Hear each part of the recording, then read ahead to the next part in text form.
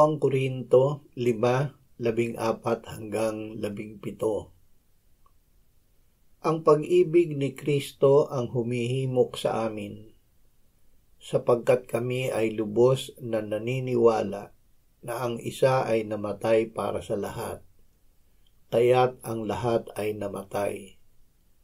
Siya'y namatay para sa lahat upang ang mga nabubuhay ay huwag nang mabuhay pa para sa kanilang sarili, kundi para sa Kanya na alang-alang sa kanila ay namatay at muling nabuhay.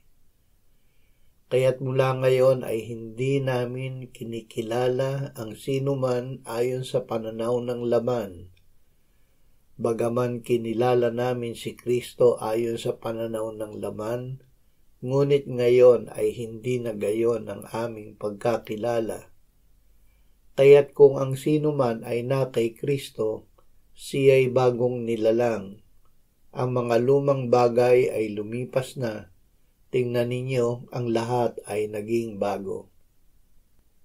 Isinuko ni Jesus ang sarili para sa atin. Isinuko ng Panginoong Jesus ang kanyang sarili para sa atin.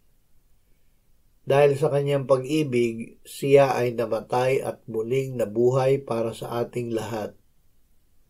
Dahil sa pagsusuko niya ng kanyang sarili, tayo ay namatay sa ating sarili at nabuhay na muli kasama niya. Ibinigay niya ang kanyang sarili upang tayo ay maging kanya. Bunga nito, tayo ay naging bagong nilalang.